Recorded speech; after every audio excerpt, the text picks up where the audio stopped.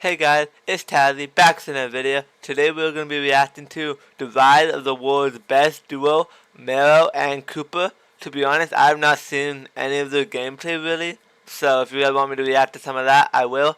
But I hope you guys enjoy. Please like, subscribe, comment, and let's get into the video.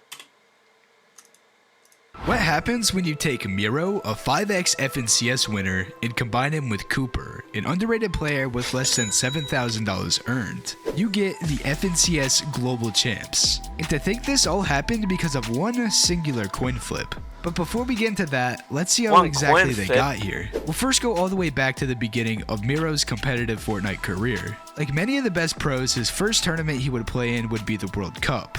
Now, he didn't see too much success in it or any other tourney until a few months later where he would get his first earnings in the Solo Cash Cup on console. And this would be the start of something great. A few months later, he would end up winning his first tournament on PC, which was the Daily Duo Cup. Now, that wasn't insanely impressive, but in that same week, he would win the Solo Cash Cup, which definitely was.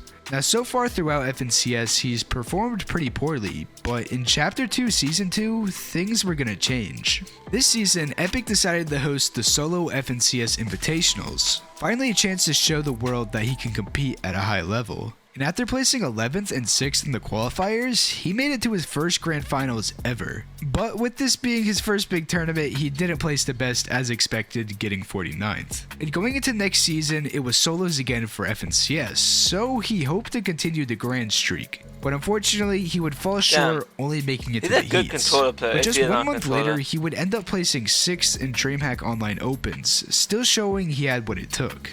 During this time, we were starting to head into trios for FNCS, and after struggling to find a trio, a very well-known pro... Oh shit, sorry about that. Struggling to find a trio, a very well-known pro at the time decided to give him a chance. And this is where one of NA's most iconic trios would be born. With the two controller demons, Mero and Day, mixed with the insane IGLing from Reverse 2K. Now, nobody knew how this trio was going to do since not many people heard of Day or Mero going into it, but they would change that quickly. After placing 5th, 6th, and 2nd in the qualifiers, and 4th in the heats, they were one of the scariest teams competing. But going into grands, they would just have to prove that more. And what do you know, they ended up winning, proving all the doubters wrong. They would continue their dominance into the next season, getting a 4th place. Definitely not bad, but this team only wants to win. So going into Season 6, they would grind harder than everyone to make sure of it. And in the second qualifier of FNCS, they would place 1st, automatically qualifying them into the grand finals. And going into it, they were looking like the favorites to win. And after Reverse 2K made a video talking about how pretty much everyone that made the finals was awful, they needed to back up that claim. And well, they did just that. Once again, winning. Now after another amazing performance, you'd think this trio would back it up once again in Season 7. But long story short, they underperformed, placing 15th. And with this poor performance, the trio would officially disband. But Mero would go on to create another iconic team with him and Booga. But since this FNCS was still trios, they needed one more. And after much debate, they decided to give Muzz, the OCE player who moved to NA, a shot. Once again, going into it, nobody knew how this team would perform since they only played one Cash Cup beforehand. However, in the first qualifier, they placed 5th, getting their spot into the finals. Yet still, nobody really knew how this team would do, so it was time to see if they could shock the world. And shock the world they did. After one of the most intense last games in an FNCS, they came out on top winning. And with this season also having the Grand Royale afterwards, they were looking like the team to take it home again, until some big changes happened. Booga ended up making the call to drop Muzz and instead pick up Dukes. And everyone was extremely surprised since they literally just won FNCS a week before. But it was Booga and Mero at the end of the day, two of the best players in the world, so they must have had their reasons. Regardless, going into the finals again, it was time to see if this last second change to the team was really worth it. And what a shocker, they ended up shutting everybody up by winning it. Now after this season, we were heading into Chapter 3 where the rest of FNCS was now going to be duos. And after playing with multiple different people during this season's Cash Cups, Booga and Mero would officially come back together once again. Sorry guys, I was getting a call. Again for FNCS. and they would end up just barely qualifying to the Grands after the first qualifier after getting 8th. So now at this point, we've seen them go back to back, so now it was time to see if they could do the impossible and win 3 FNCSs in a row for the first time. And they would make the impossible possible by winning once again, officially becoming the back-to-back-to-back FNCS Sorry guys.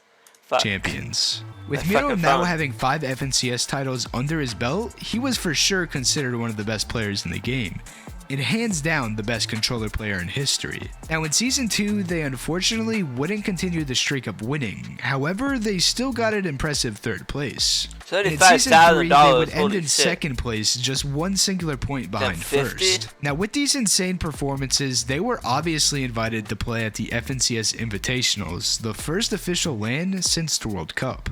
And going into it, this duo had an insane amount of pressure on them to perform well. After all, Booga was my bad guys, the last person to win a LAN event, and obviously with their FNCS performances, they were looking really good. But they would end up underperforming, finishing in 36th place, very disappointing after their recent performances. And because of this, Mero's passion for the game started to diminish. However, going into a new chapter once again, he moved on and decided to part ways with Booga, and this time pick up Edgy. But this duo didn't see much luck throughout the season, not having the best placements in Cash Cups and ending in 22nd during FNCS. With these back-to-back poor performances, Mero just didn't want to play the game anymore and would officially announce that he is quitting the game, even leaving Dignitas, the org he was signed to.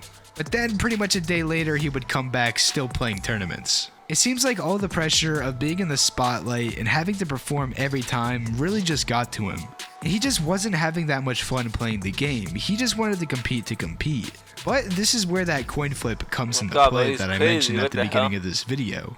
One day, Cooper received a DM from Mero asking him heads or tails without any context. So Cooper responded saying tails, and then this happened. Oh my but what would fucking happen? Game. Goddamn. You're not ready for it. It looks like Mero, with hundreds of thousands of dollars earned off the game, was now going to play with an up-and-coming player with only $7,000 earned, and give him a chance he's never had before. Mero would later go on and say that the reason for him doing this was because he had nothing better to do after quote-unquote retiring, so he decided why not find 2 underrated players and flip a coin to choose who he was going to play with. And little would he know that this decision would change their lives forever. So now that we know how Mero got here, let's see how Cooper's career began. Now, he actually started competing before Mero, with his first tournament being the Prospect Division Cup. Even though he started at the beginning of online tournaments, he wouldn't get his first earnings until almost 3 years later, where in Chapter 2, Season 8, he would end up winning a solo Cash Cup on West. So after years of grinding, it seemed to be paying off. Does Cooper play West? Let me know if he does. I mean, I don't know why, because if I ran into him, I'll probably get my ass kicked. But you know, yeah. And from that point on, he would start to place pretty consistently in the Cash Cups, but mainly in solos.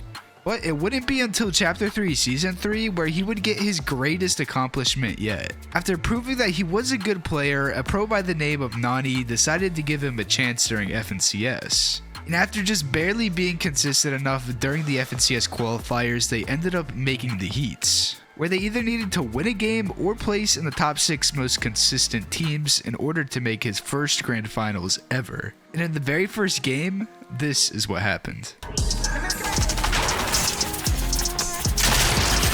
Nice, 100, 200 for bot, 180.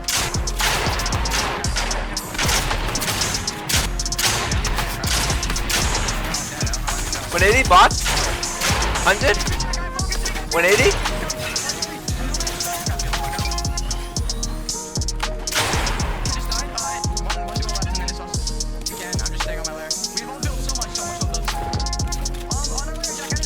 $180. A bot, 200. 180. Dead. Shit on. He came through with the win in the first game, and now he was ready to make his FNCS Grands debut. However, they didn't play the best, ending in 30th, which really isn't too bad since it's his first Grand Finals ever. And in Season 4, he would continue to earn here and there, but since the FNCS Invitationals was going on, this season didn't have an FNCS, so he couldn't compete. But going into Chapter 4, he would see improvement like no other. This first season, he would play with multiple different teammates before ultimately deciding to play with Seek. Now this duo was actually pretty good, but I don't actually know who Seek is. Actually, I have no idea who that is, so let me know who he is. unfortunately, they only managed to place 13th in the heats, missing out on Grands by just 2 placements. And considering they were contested throughout the entire FNCS, they still played very well. Oh my God, it's important to note that during this time, Cooper was really starting to make a name for himself by being one of the only a few players to consistently place in every solo victory cup each week. But after a disappointing first season to start off this chapter, he was about to get blessed. Now the entire time Cooper had been competing, he lived in Texas, so he was always on pretty high ping. As I'm sure you all know, in Season 2, the servers combined on NA to create NA Central. I'm not gonna lie, guys, I hate NA Central. I would play so much more tournaments if it was just on West, but since I'm on 100 ping on Central, I can't play tournaments.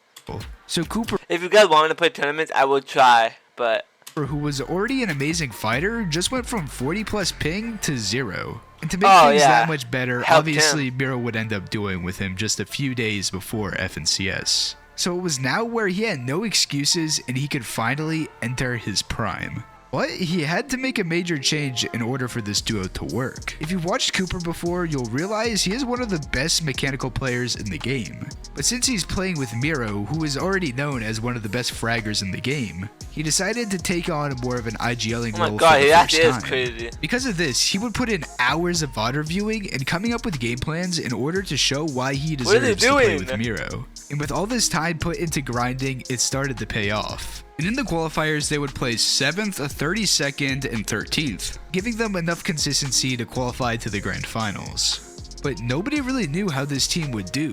After all, Mero has said that he is barely playing the game, and this is Cooper's 2nd Grand Finals ever. Obviously they were good, but are they top 5 or even top 10 good? Well, we'll just have to see. 100? Boss? 180?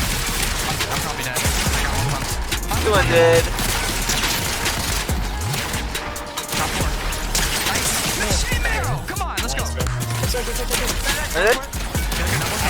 Boss? 100? 180? Boss?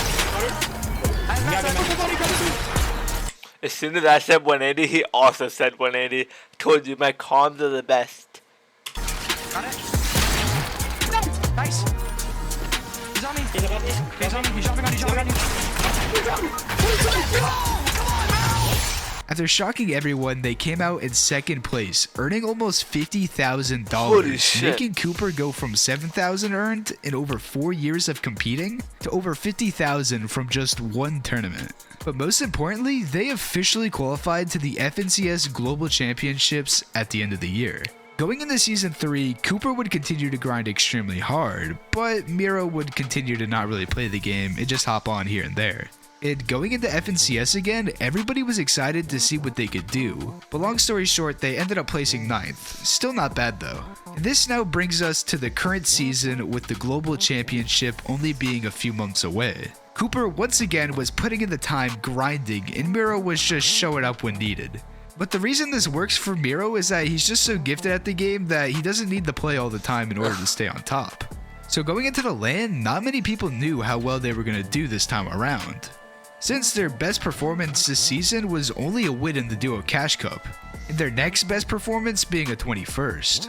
On top of that, they were planning on dropping at Rumble Ruins, and to put it lightly, this drop is pretty trash. But since they were Yeah. uncontested, it was looking like they would at least qual to the finals. And I only went to Rumble Ruins for the Mythic, which is the Mythic MK, I'm pretty sure. Let me know if I'm wrong, but yeah. if you're unfamiliar with how making the finals works, I'll explain it quickly. So at the LAN, 50 of the best teams who qualified from placing well in FNCS competed on day 1, where if you got You want Oh my Fortnite fucking skins. Yes? How fun will it be to stop worrying about the default top 25, you would make the main event. And on day 2, the remaining 25 teams that did not qualify would play with the other 25 teams that made it from the last chance qualifier, where they would still need to place top 25 to make it to the finals. So with Mero and Cooper qualifying from the very first FNCS, they were able to play both days if needed. But still, going into it, nobody knew what to expect. Dropping in on day 1, they ended up being uncontested, but in game 1, they got a 20th, game 2 an 18th, 3 a 39th, and 4 a 41st. But all they needed was a mediocre last game and they would make the finals. But then, a 1-kill 16th. They would end up just barely missing out on the top 25 by only 3 points. Damn, this was tough. definitely That's a big tough. blow to them since they were expecting to do way better. But they weren't out of it yet. They still had day 2 to play, and it should be easier since the 25 best teams already qualified. So now that they got all their nerves out from day 1, it was time for them to show what they got. Still has a couple of mini shield pushes he can utilize. 180? Source on the other hand. 180? Through Full box? Cooper Dead? going absolutely nuclear with the back-to-backs Oh my here. god, what a Cooper proof fire. just won't let it go. He's actually got it. And right out the gate, they would start off with a 4-kill second. But in the second game, they would only end up placing 26th. Definitely a bit of a setback. However, in game 3, they would solidify the qualification with a 5-kill 11th. And in the last 2 games, they did poorly, getting 36th and 38th. But it didn't matter since in the end, they placed 17th, making it to the finals. Now, like I've said before, this team was still a huge question mark. Everyone knew they were good, but they didn't put on an impressive showing either the 2 days. And I don't need to talk about Rumble Ruins again. But dropping into the first game of the finals, nobody was prepared for how good they would play. Game yesterday, it was stolen away by both Bryce and Chubb going at it. I drop on the other side, but he gets taken down by the NA duo. Huge shot by Mero, out for Boyle to survive momentarily, but Cooper hot on the chase. He sacrificed himself to go for the elimination. Teddy out of nowhere. Final 2 teams. Mero's trying to stay Go alive. Cooper. What Mero is capable of, but now it's a 1v1. Old blood versus the new, basically. Mero showing, hey, I'm the big dog of the region. Hey, Mero running out of builds. That's his last chance. He falls all the way down. Mero goes Damn. out. A nice little 7-kill seconds start off the tourney, not too shabby. But we saw the day prior that they started off strong, so the real question was, can they back it up in game 2? Incredibly far. Mero, Cooper, trying to do it again here. Looking to make the redemption run. They got a hurt team in front of them. Off to the side they go. These are points that need to be earned. Cooper is earning his stripes, but Mero is here to back him up. He holds it down. The siphon comes in now. This is it. His team cheating, trying to join Polo and Sphinx as a team with multiple wins this weekend. Back-to-back shots. He's already been able to get one at last game, but he has no materials. Zone is taking him out until the final shot is in. Another second place put them 40 points ahead of second, who was Pixie and Cheatin'. And going into this third game, it would pretty much be the solidifier on how this tournament would finish. If Cooper and Mero had a bad game, they would give many other teams a really good chance to win as well. So with everything on the line, we head into game 3 to see what they can do. Right now, just a couple builds here. They're going to have to force the agenda, force the fight. He goes for it, puts it all on the line, doesn't quite find it, and Mero's here to back him up because Pink was looking at him from before, and they finished him just like that. High ground, unsure. Cooper by himself now is the crowd this big. With this much on the line, and so is Cooper. No way. And he is still going. 5 eliminations, more math than they know what to do with. Oh my God. Another elimination almost grabbed up by Cooper. After a 5-kill 5th, they were looking unstoppable. But they're not the only players on the top of the leaderboard. After getting back-to-back wins, Pixie and Cheatin' are still in second, but only 6 points away from first. So now it was a 2-horse race since the closest team in third was 80 points away. One thing's for sure though, game 4 was gonna be intense. Against top 5's Sasuke. But hold up. A little bit longer than he was intending, but Mero dropping down to low ground. Mero and Cooper, they're still managing to stay together, at least for the time being. Cooper, though, completely out of the team. But that's not the A 5-kill 12th, not the best game, but the real question was, how did second do? And what's the leaderboard looking like? They were still at first, pulling ahead even further, but this was still anyone's tournament. So going into the second to last game, they just had to hold on to that first place. It's home territory. This is hometown. They're looking to do just that.